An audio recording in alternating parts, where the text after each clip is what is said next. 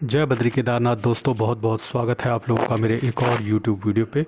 तो दोस्तों जैसा कि आप जानते हैं कि आज आपको पता है जुलाई की 29 तारीख हो चुकी है और 28 तारीख के मेरे म्यूचुअल फंड पोर्टफोलियो अपडेट हो चुके हैं। तो दोनों ही पोर्टफोलियो वीडियो में आपको अगर दिखाऊंगा, लेकिन उससे पहले डिस्क्लेमर कि मेरे द्वारा दी गई जानकारी केवल एजुकेशन पर्पज़ के लिए है। तो दोस्तों मेरे ग्रो के म्यूचुअल फंड पोर्टफोलियो में दोस्तों कल लगभग 8,000 रुपये का नोशनल लॉस हुआ है और मुनाफा अब रह गया है 1,13,000। आपकी जानकारी के लिए बता दूं कि ये पोर्टफोलियो मैंने 2024 में बनाया है और इसमें लगातार mutual fund gain tax harvesting चलती रहती है। जिन्हें नहीं पता म्यूचुअल फंड टैक्स हार्वेस्टिंग क्या होती है, उनकी जानकारी के लिए बता दूं कि 1,25,000 तक का जो long term capital gain exempt होता है हर साल, उतने मुनाफे वाले म्यूचुअल फंड्स को बेच के दोबारा बाय कर लेते हैं ताकि आपका भविष्य का लॉन्ग टर्म कैपिटल गेन कम हो सके। तो दोस्तों आप देख सकते हैं कि कॉन्ट स्मॉल कैप लीड कर रहा है मेरे इस पोर्टफोलियो में, followed by bank of India small cap, can't large and mid cap और HSBC large and mid cap. और भी कुछ म्यूचुअल फंड्स हैं, आप उस पर भी नज़र बना सकते हैं नीचे कौन कौन कैसा कैसा परफॉर्म कर रहा है।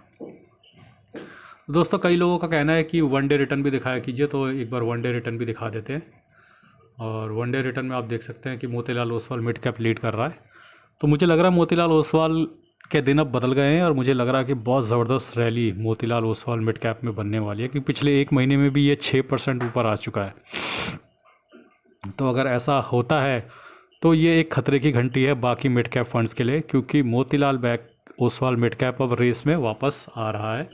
और मोतीलाल ओसवाल जब रेस में आता है तो फिर वो नंबर 1 ही फिनिश करता है दोस्तों। अगर वो या तो रेस से बाहर है जैसे पिछले 1-1.5 साल से, तब तो आप अलग बात है, लेकिन अगर वो रेस में आया तो फिर वो 1 पे ही जाता है। ये मोतीलाल ओसवाल की मिड कैप की एक यूनिक फीचर है, या तो चांद तक या शाम तक, उसके बीच का इसका कोई स्कोप नहीं है। और आप देख सकते हैं HDFC फ्लेक्सी कैप, पराग पारिक फ्लेक्सी कैप और ICICI, इन लोगों ने कल मुझे पॉजिटिव में रिटर्न दिया है। आइए चलते हैं मेरे इंड मनी ऐप के म्यूचुअल फंड पोर्टफोलियो पर, देखते हैं वहाँ क्या स्थिति है। तो इंड मनी ऐप के म्यूचुअल फंड पोर्टफोलियो में दोस्तों आप देख सकते हैं कि कल लगभग 1,800 रुपये का नोशनल लॉस हुआ है और इन्वेस्टेड वैल्यू 12,68,000 है, करंट वैल्यू 13,51,000 है, 82,000 का प्रॉफिट चल रहा है। और ये भी फिल्टर कर लिया, यहाँ पे भी मोतीलाल ओसवाल मिड कैप है मेरे पास, HDFC मिड कैप यहाँ पे भी है और आप देख सकते हैं इन्होंने कल पॉजिटिव में गेन दिया है और उसके बाद सारे नेगेटिव में है। ओवरऑल आप देख सकते हैं यहाँ पे कौन लीड कर रहा है, वो भी मैं आपको दिखा देता हूँ ताकि आप एक बार उस पर भी नज़र डाल लें। तो bank of India small cap यहाँ पर लीड कर रहा है लगभग 21.5% रिटर्न के साथ, इन्वेस्को लार्ज एंड मिड लगभग 16.5, इन्वेस्को मिड लगभग 13.25, और भी कुछ म्यूचुअल फंड्स हैं उन पे भी आपकी नज़र पड़वा देता हूँ कि आप देख सकते हैं कितना कितना % रिटर्न उन्होंने दिया है। ये पोर्टफोलियो मैंने 2025 में बनाया है और इसमें भी टैक्स हार्वेस्टिंग शुरू हो गई है अब। तो ये थी स्थिति मेरे म्यूचुअल फंड पोर्टफोलियोज़ की जो मैं आपको दिखा चुका हूँ। तो दोस्तों एक बार देख लेते हैं आज कौन कौन सी SIP कटी है। तो आज मेरी SIP कटी है, देख सकते हैं आप, इन्वेस्को इंडिया स्मॉल कैप की SIP कटी है और कल DSP मल्टी एसेट की SIP मेरी कटने वाली है। तो दोस्तों आपकी जानकारी के लिए बता दूं कि मार्केट में ज़बरदस्त उठापटक हो रही है, स्पेशली जो टेक वाले शेयर्स हैं, जो चिप वाले शेयर्स हैं, उनकी तो भयंकर पिटाई हो रही है। और अभी मैंने सुबह जब देखा था कॉस्पी में फिर लोअर सर्किट लग गए थे, ठीक है, जो साउथ कोरिया का बाज़ार है शेयर बाज़ार। तो साउथ कोरिया का शेयर बाज़ार दोस्तों अभी 1-1.5 महीने पहले तक 9,500 पे था, अब वो घट के 5,300 पे आ गया है। तो लगभग 55 से 60% का करेक्शन हो गया है, इतना ज़बरदस्त करेक्शन वहाँ पे चल रहा है। और वहाँ पे 2 ही कंपनी है, SK हाइनिक्स और सैमसंग, पिटाई हो रही है उन दोनों कंपनियों की दबा के। और ये चिप बनाने वाली कंपनियाँ, चाहे वो कोरिया की हैं या ताइवान की हैं या जापान की हैं या फिर अमेरिका की हैं, यही 4 कंट्रीज़ हैं जो इनमें लीड कर रही हैं। तो इनकी बुरी तरीके से पिटाई हो रही है और एक खबर ये आ रही है कि चाइना ने कुछ सस्ती चिप बना ली है, ठीक है। तो ये इनका आपस में कंपटीशन चल रहा है इन 5 का। तो चाइना जब भी कुछ सस्ता बनाता है तो डिस्रप्शन होता है।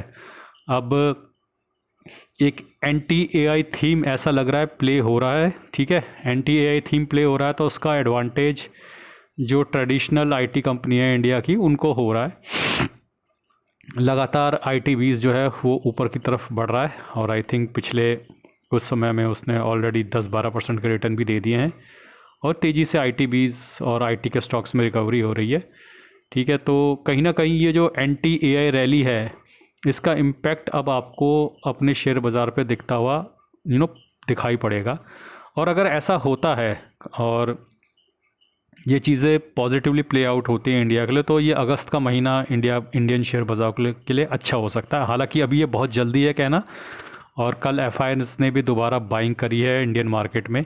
और कमाल की बात यह है कि एफआईआईज़ ने बाइंग करी है और डीआईआईज़ ने भी बाइंग करी है। तो जनरली ऐसा होता है जब एफआई बाइंग करते हैं बहुत दिनों बाद तो डीआई उन्हें माल बेच देते हैं, लेकिन कल एफआई और डीआई दोनों में बाइंग करी है। वो मैं डेटा आपको आगे दिखाऊंगा, लेकिन फ़िलहाल बाज़ार में ये चल रहा है, ठीक है। तो जैसा कि मैंने आप लोगों को बताया था 4-6 महीने से कि इंडियन मार्केट पिटा हुआ है 2 साल से, तो इंडियन मार्केट में ही निवेश करना मेरे हिसाब से इस वक्त ठीक रहेगा अगले 2-4 साल के व्यू के लिए।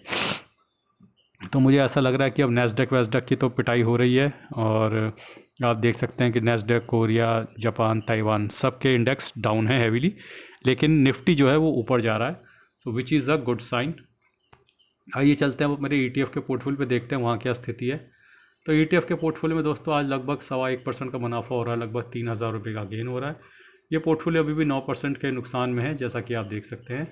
तो इसके अंदर निफ्टी 20 थोड़ा पॉजिटिव में चल रहा है, टाटा गोल्ड पॉजिटिव में, रिलायंस थोड़ा पॉजिटिव में, बाकी ज़्यादा नीचे नहीं है मेरे ETF। Sensex ETF, top 10 add ETF और FMCG ETF आप देखेंगे 2-4% ही नीचे हैं। तो ये कभी भी प्रॉफिट में आ सकते हैं और मेरे को ठीक ठाक गेन होने वाला है। हाँ, कुछ पुरानी गलतियाँ, कुछ पुराने शेयर जो मैंने ले रखे हैं वो अभी भी नुकसान में हैं, लेकिन वो भी अब रिकवर कर रहे हैं तेज़ी से। आइए दोस्तों चलते हैं अब अपने इंडिसेस पे। तो अभी आप देख सकते हो कि निफ्टी 50 1.18% की बढ़त के साथ चल रहा है। मिड कैप 50 में 0.75 की बढ़त है, मिड कैप 100 में 0.9% की बढ़त है, और मिड कैप 150 में 0.92% की बढ़त है। वहीं स्मॉल कैप 100 1.53, स्मॉल कैप 50 1.5 और स्मॉल कैप 250 1.37। तो साफ देखने में नज़र आ रहा है कि आज जो लीड कर रहे हैं वो है स्मॉल कैप। स्मॉल कैप आज ज़बरदस्त तेज़ी दिखा रहे हैं, और अगर मार्केट ऐसा ही क्लोज होता है तो साफ कहा जा सकता है कि आज लगभग 1% से ऊपर का हमारे को गेन होगा, अगर करेक्शन नहीं आता है। हालांकि समय हो गया है 3:15 बजे का, अगर करेक्शन आना होता है तो अब तक आ गया होता, लेकिन मुझे नहीं लग रहा कि अब करेक्शन आएगा। बाकी दोस्तों चलते हैं अब अपने FIDI के 22 साल के डेटा पे। तो FI जो हैं हमारे भाई साहब वो कल 755 करोड़ की बाइंग कर गए कैश में, और इसके अगेंस्ट 1600 करोड़ की बाइंग कर गए DI। तो दोनों भाई जो है बाइंग करके गए हैं। It's a positive indication for the market. तो दोस्तों आपकी जानकारी के लिए बता दूं कि मैं MFI registered mutual fund distributor हूँ with licence number 357890। Mutual fund adviser मेरे साथ जुड़ने के लिए और 1-to-1 सेशन के लिए आप मुझे व्हाट्सएप या ईमेल कर सकते हैं। मेरा व्हाट्सएप और ईमेल ID कमेंट और डिस्क्रिप्शन में दिया गया है। और दोस्तों अगर आप मुझे सपोर्ट करना चाहते हैं तो अपने मोबाइल स्क्रीन पर टैप कीजिए, लेफ्ट साइड बॉटम पे आपको व्यू प्रोडक्ट कोड दिखेगा, उसके अंदर आपको फ्लिपकार्ट के लिंक्स दिखेंगे। फ्लिपकार्ट के लिंक्स पे एंटर करके आप कुछ भी शॉपिंग या बाइंग कर सकते हैं। ऐसा करने से आपके भाई को एक एडिशनल सपोर्ट रहेगा। आज के लिए बस इतना ही, धन्यवाद, गुड बाय, जय बद्री केदार।